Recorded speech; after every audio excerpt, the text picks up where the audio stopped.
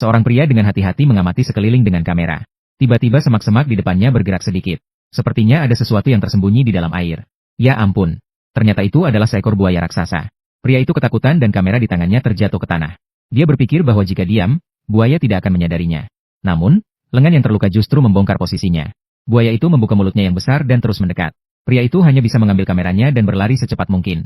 Segera setelah itu, buaya melompat menyerangnya. Meskipun tubuh buaya itu sangat besar, kecepatannya sama sekali tidak lambat. Pria itu sudah hampir menjadi makanan. Tak disangka, tiba-tiba muncul sebuah pohon besar di tengah perjalanan. Dia dengan cepat melintas di antara batang pohon. Namun, buaya yang mengejarnya terjebak di dalamnya. Pria yang berhasil melarikan diri itu dalam keadaan puas dan terpesona. Masih menantang buaya itu. Kemudian ia segera bangkit dan melarikan diri. Namun tidak lama kemudian, buaya itu berhasil melepaskan diri dari ikatannya. Batang pohon sebesar mulut mangkuk langsung dipatahkan olehnya. Pria itu menoleh dan segera merasa ada yang tidak beres. Seandainya dia tahu lebih awal, dia tidak akan sesombong itu. Tapi kali ini dia tidak seberuntung itu. Melarikan diri sekuat tenaga pun sia-sia. Kecepatannya sama sekali tidak sebanding. Akhirnya, dia tetap tidak bisa menghindari kematian. Dan inilah buaya raksasa prasejarah yang sangat ganas ini. Telah memicu pertumpahan darah dan kekacauan di Afrika. Dalam waktu singkat beberapa tahun, telah memakan lebih dari 100 orang.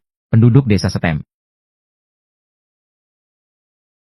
Makan orang begitu banyak adalah sesuatu yang belum pernah terdengar sebelumnya. Oleh karena itu, dampak dari peristiwa ini sangat besar. Dengan cepat, berita ini menyebar ke seluruh dunia. Salah satu perusahaan berita online di Amerika sangat tertarik dengan hal ini. Untuk memanfaatkan arus ini dan mendapatkan berita terkini, bos perusahaan memutuskan untuk mengatur reporter hewan Aisyah dan produser Dean. Membangun sebuah tim untuk pergi ke Afrika untuk melakukan peliputan langsung. Selain itu, mereka juga harus bekerja sama dengan ahli buaya Nick yang sudah tiba di lokasi. Membantu penduduk setempat menangkap buaya yang makan orang tanpa sisa itu. Dean yang mendengar ini merasa sedikit khawatir. Karena negara yang mereka tuju sedang mengalami perang saudara. Namun bos mengatakan bahwa perang saudara sudah berhenti. Dan kontaknya akan melindungi keselamatan mereka. Dean setelah mendengar itu setuju dengan enggan.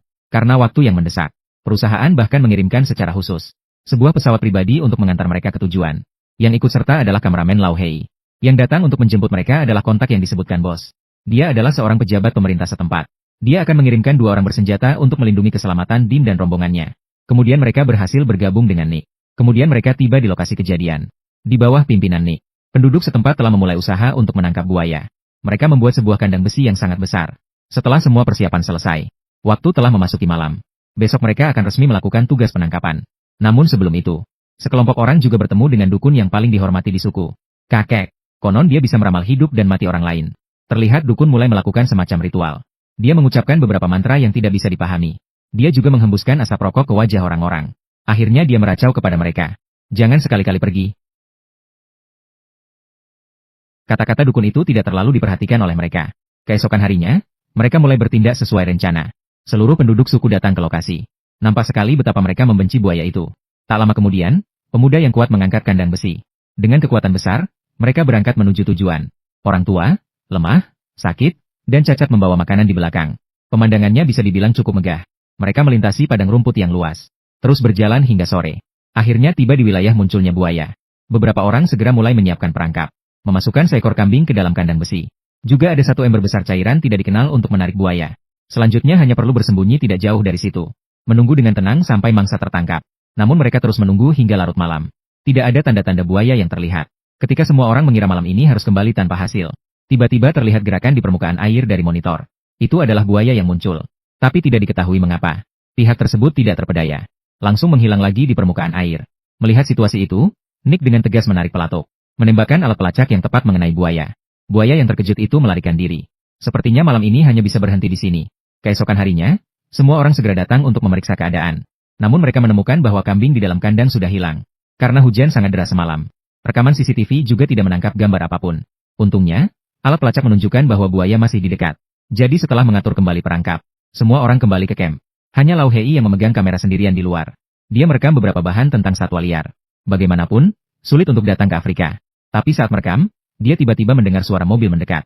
Dia berjalan perlahan dan ternyata menemukan beberapa penjahat bersenjata lengkap. Mereka menangkap keluarga dukun. Kemudian mereka membunuh semuanya dengan kejam. Tidak tahu apakah dukun itu meramalkan nasibnya sendiri. Adegan berdarah itu membuat Lau Hei ketakutan dan gemetar. Kamera merekam seluruh proses. Setelah kembali ke tempat perkemahan, Lau Hei segera memutar video untuk dilihat semua orang. Dengan pertimbangan kemanusiaan, mereka melakukan musyawarah. Setelah kembali, mereka memutuskan untuk mengekspos video tersebut. Mengungkap tindakan kejam para penjahat. Tanpa mereka ketahui, tentara di luar sudah mendengar semua percakapan. dan memberitahu para penjahat melalui radio komunikasi. Ternyata, tentara yang bertanggung jawab atas keamanan mereka juga merupakan salah satu penjahat.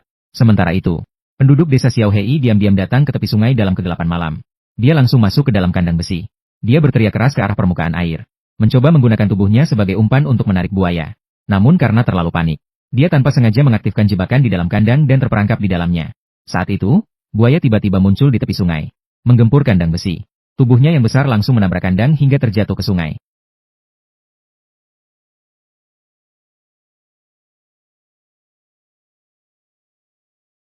Suara keras tersebut segera menarik perhatian orang-orang di perkemahan. Ketika mereka sampai di lokasi, sebagian tubuh Xiaohei sudah terendam di dalam air. Namun Laudeng dengan cepat mengeluarkan sebuah granat. Tanpa memperhatikan keselamatan Xiaohei, ia melemparkannya ke dalam air. Aksi itu langsung membuat Xiaohei pingsan. Melihat situasi tersebut, Din segera melompat ke dalam air untuk menyelamatkan. Tak disangka, Laudeng ingin mengulangi trik yang sama untuk membunuh buaya. Untungnya, Nick menghentikannya tepat waktu. Sementara itu, buaya juga hilang dari pandangan. Din berhasil menyelamatkan Xiaohei. Ternyata, Xiaohei berani mengambil risiko untuk menangkap buaya. Untuk mendapatkan penghargaan agar Lao Hei membawanya ke Amerika. Melarikan diri dari negara yang penuh dengan peperangan ini. Sementara itu, di sisi lain, para tentara yang tersisa di camp tidak lagi berpura-pura. Melihat sosok Aisyah yang menawan, mereka mulai memiliki niat yang tidak pantas terhadapnya. Tak disangka, pada saat krusial, buaya yang menyelamatkannya. Aisyah memanfaatkan kesempatan itu untuk merangkak keluar dari tenda. Kebetulan bertemu dengan orang-orang yang kembali dari tepi sungai. Melihat camp yang hancur. Dan satu orang juga telah meninggal. Beberapa orang memutuskan untuk menyerah pada tugas menangkap buaya dan pulang besok. Mendengar bahwa mereka akan pergi besok, seorang prajurit segera melaporkan hal ini kepada penjahat. Kemudian langsung menghadapi dan menembak Lao Deng hingga terluka. Sampai prajurit memegang laptop yang berisi video. Barulah semua orang mengerti bahwa dia juga seorang penjahat. Namun saat itu baru menyadari bahwa sudah terlambat. Prajurit mengusir beberapa orang ke tepi sungai. Bersiap untuk membunuh mereka dan menghilangkan jejak. Namun belum sempat bertindak. Terdengar suara tembakan tiba-tiba. Prajurit terjatuh seketika. Ternyata Xiaohei yang menembaknya hingga mati. Kini Xiaohei tidak memiliki jalan kembali. Dan Lao Hei juga berjanji akan membawanya ke Amerika. Kemudian beberapa orang bersembunyi di sebuah gubuk di atas air. Secara sederhana mengobati luka Lao Deng. Aisyah juga segera memanggil dukungan kepada atasannya. Namun tiba-tiba sinyal pelacak semakin kuat. Ini menunjukkan bahwa buaya ada di dekat sini. Karena tidak bisa melihat jejak satu sama lain. Mereka hanya bisa terus menembak berusaha mengusirnya. Akibatnya, detik berikutnya. Dalam keadaan genting, dua orang menangkap Nick. Namun buaya mulai menyerang pondok kayu. Dalam satu gigitan, ia menggigit kayu penopang di bawah. Rumah itu langsung miring. Semua orang jatuh ke dalam air. Untungnya, buaya tidak menyerang. Beberapa orang segera merangkak keluar dari air. Laudeng yang terluka khawatir dirinya akan menghambat. Jadi dia berniat untuk mati bersama buaya. Siapa sangka, saat ia baru mengeluarkan granat dan membuka pengaman, buaya tiba-tiba menyerang.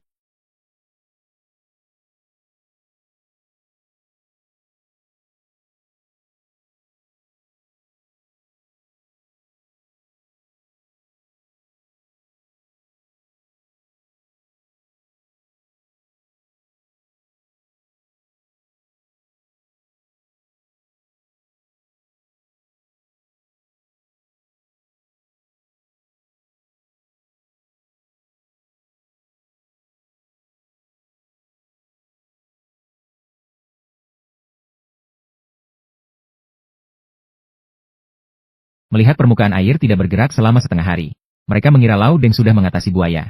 Namun tiba-tiba buaya melompat keluar dari air membawa tubuh Laudeng. Di depan beberapa orang, dia dimakan hidup-hidup. Kematian Laudeng memberi mereka kesempatan untuk bertahan hidup. Buaya yang kenyang itu pun menjadi tenang. Dengan begitu, beberapa orang akhirnya berhasil bertahan hingga pagi.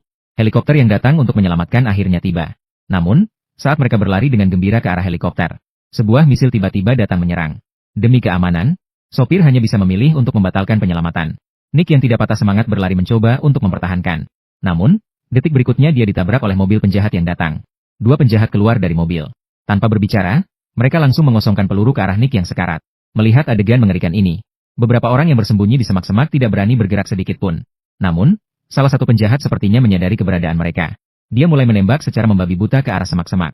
Peluru melintas di sebelah mereka. Mereka tahu bahwa jika terus seperti ini, mereka pasti akan ketahuan. Beberapa orang tidak memiliki pilihan lain selain berdiri dan melarikan diri.